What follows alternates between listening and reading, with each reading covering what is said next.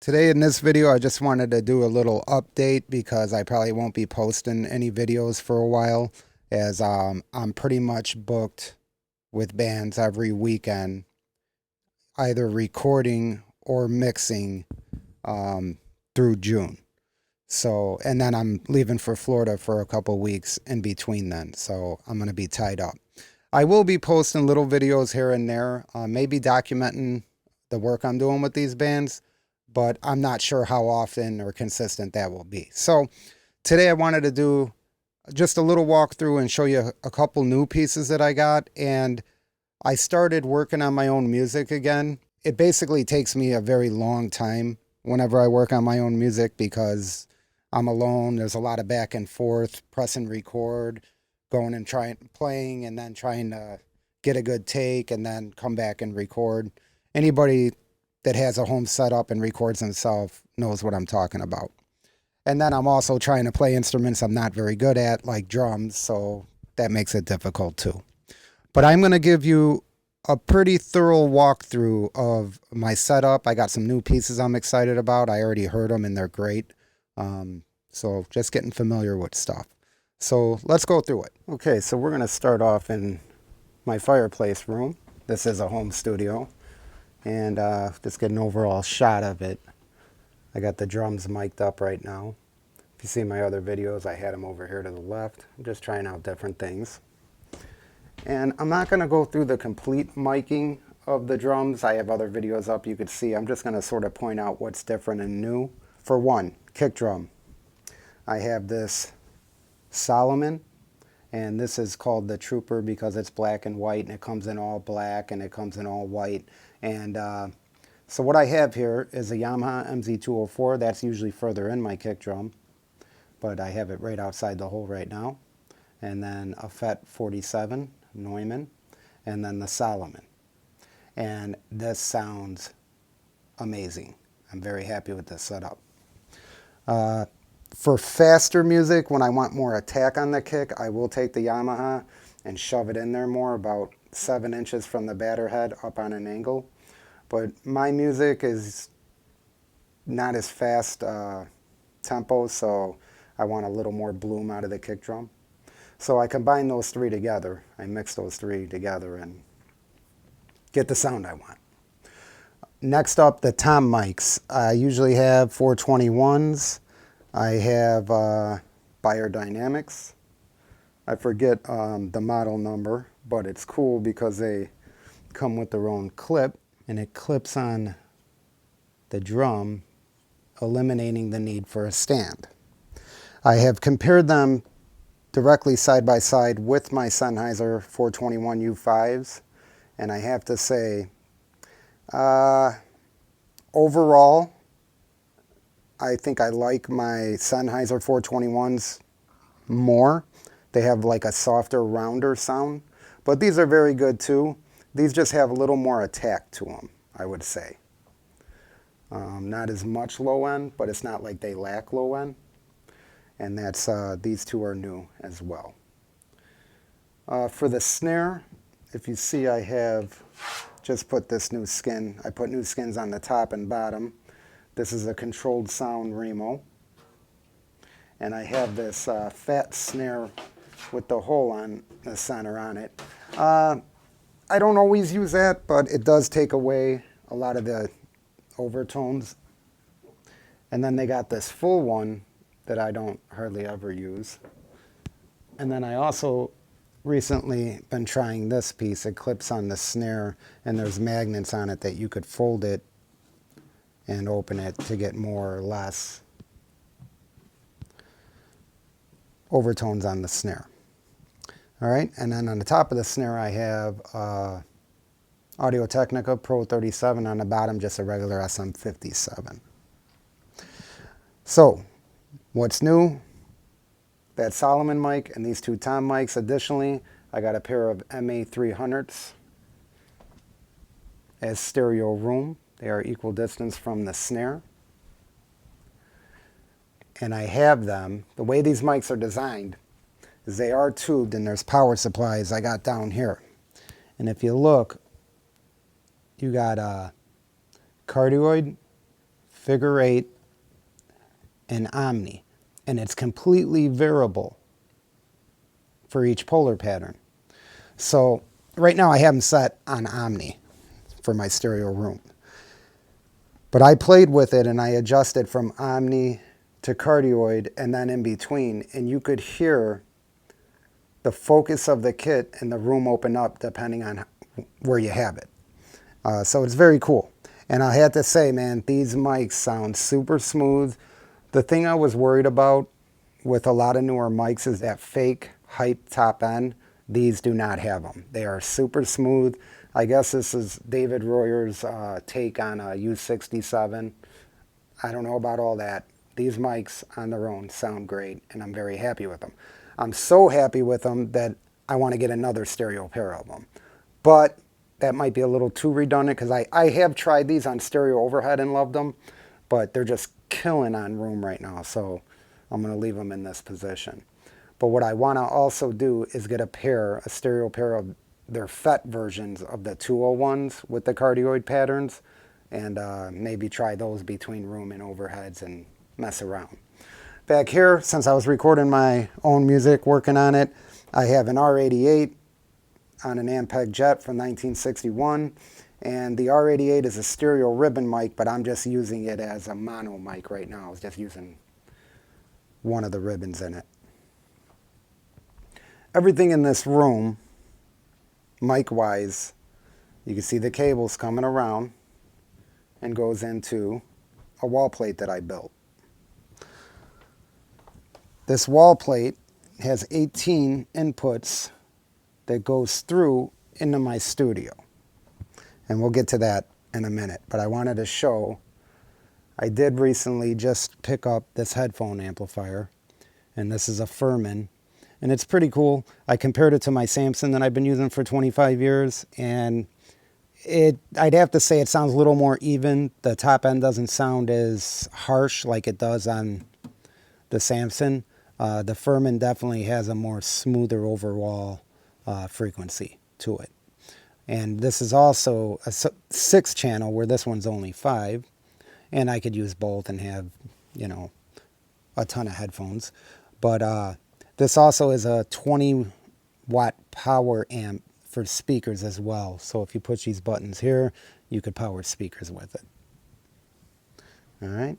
This is all just tape and junk and a big wall that acts as a diffuser that just stores all my old tapes, some microphones, albums I recorded. Here's some different albums I recorded for bands. They drop stuff off to me. I'm going to try these Primo Slinkies that my friend gave me. I originally always used the pink Super Slinky 9 gauge. Then years later I started using the 10 gauge, which are the yellow package.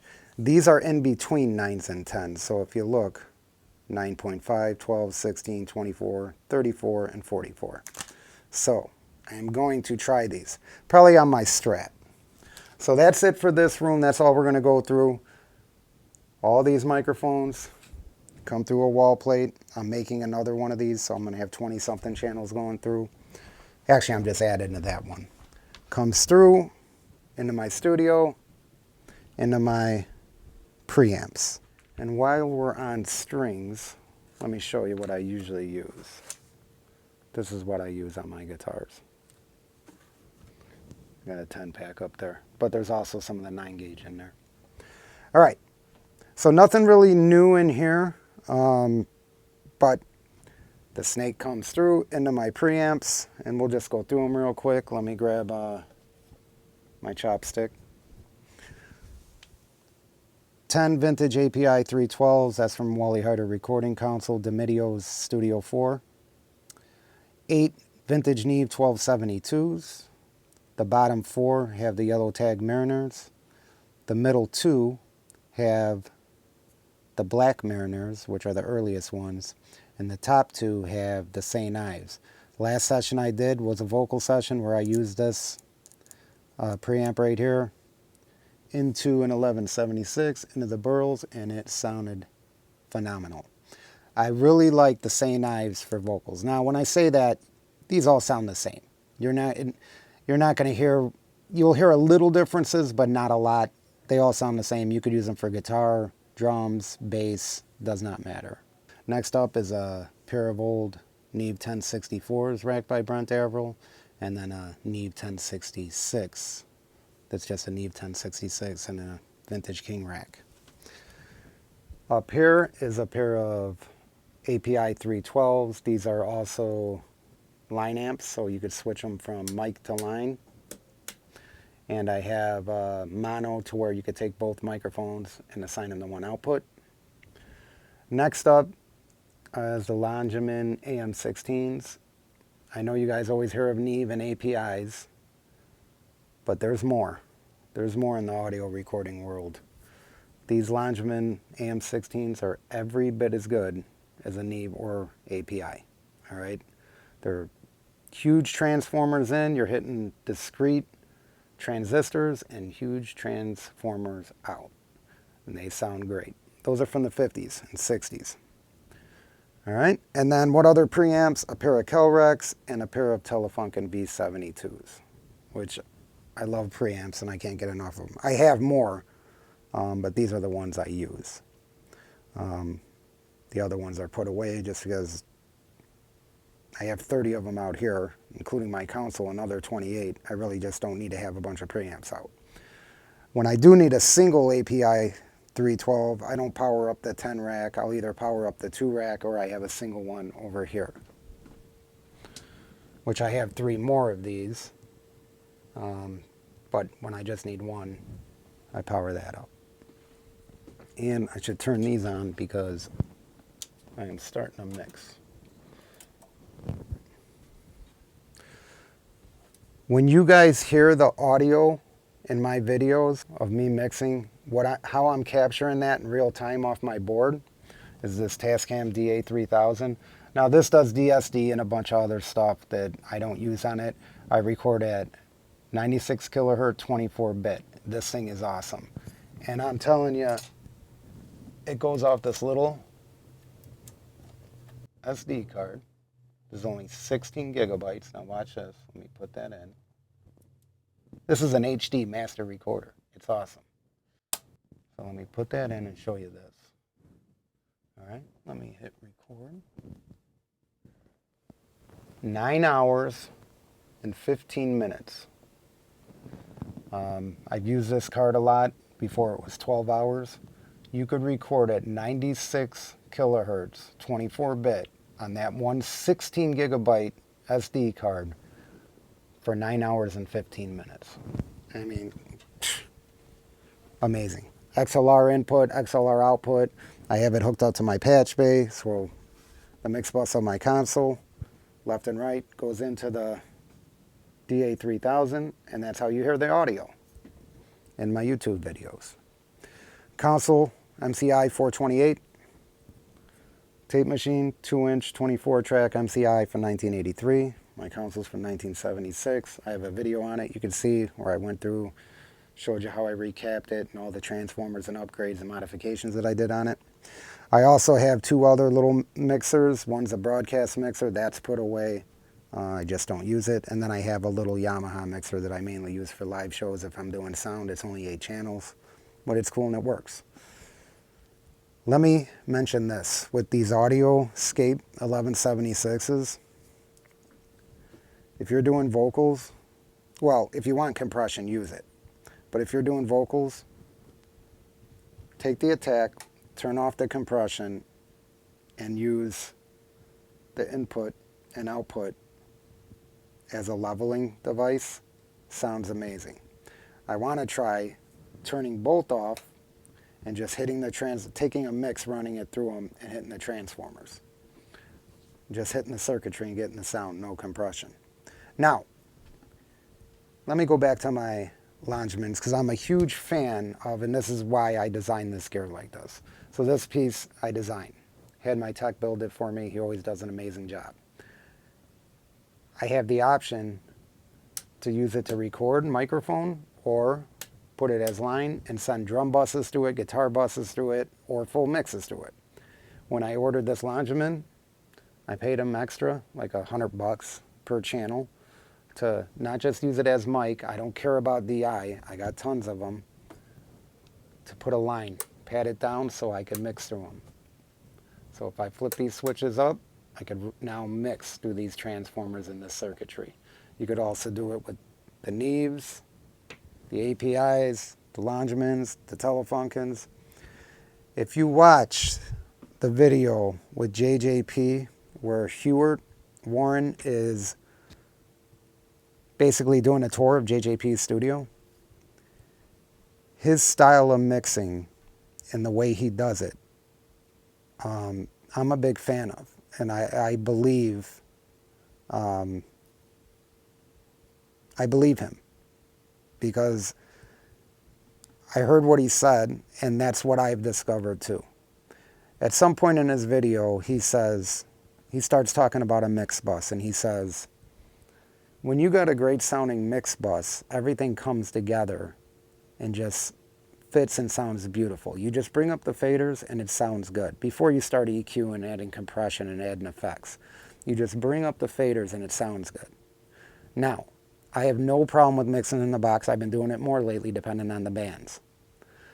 But I don't hear that beautifulness in the box when I'm mixing.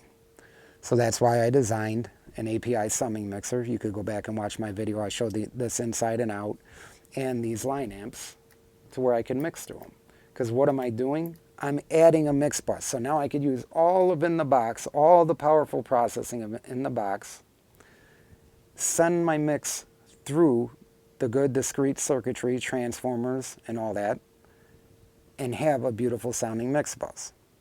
Now the way JJP does it is he has assigned outputs, and if he wants a tube output, he'll send it to his tube line amps or preamps. If he wants API, he'll send it to that. If he wants Neve, he'll send it to that. I sort of got that same thing going on here.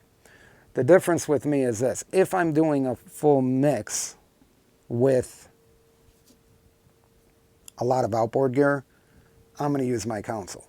And my console has hundreds of huge musical sounding transformers in it. So by the time I'm mixing through this board, I don't really need to send it through this stuff. This stuff is for when I'm mixing in the box and I want to add some of that beefy cheddar. That's when I start running through these line amps and my summing mixer.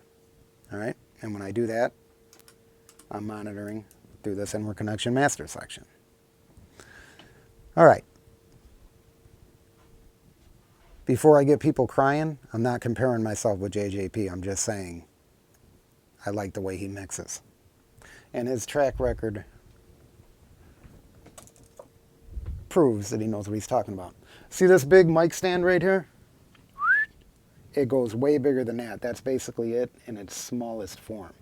So what it is I ordered this piece here separate and this big stand, and there's different connections on it to where I could put my GoPro. When you see those shots in my YouTube videos of overhead and real close up, that's this stand set up, and I could swing it around the room in different angles and get different shots, perfect shots. Well, I don't know about perfect, but good shots, and it makes my life easy. So that's just a big cheap stand that you could get. And this thing, this boom, goes from literally right here all the way to that wall. It's that long, it's huge. And it probably goes up 30 something feet. All right, this is my control room in my home studio. It is half of my garage. And here I have a tracking booth where I do guitars. And there's always stands and cables everywhere. The cables I try and hide, they're all back here. And more up there. So basically I got a few half stacks here. Got a Fender Bassman. These are Marshalls, all original Marshalls with their original cabs. 79, 78, 83, JMP 100, JMP 50, JCM 800, 50 watt. Bassman from 1963, Airline from 1959, an old Kalamazoo, another Marshall JMP, and a Marshall JCM 800, and then I got a little Marshall 410 cab. And I do guitar tracking in here while the drummer's playing, if I'm doing a full band. And then when I'm done, I'll either overdub in here, or if I want to get more room sound, the amp goes in the fireplace room and I capture more distant miking and hardwood floors and everything else. Because I do believe, Home Depot, these things are awesome. I do believe that hardwood floors make a very good big difference when recording, especially drums.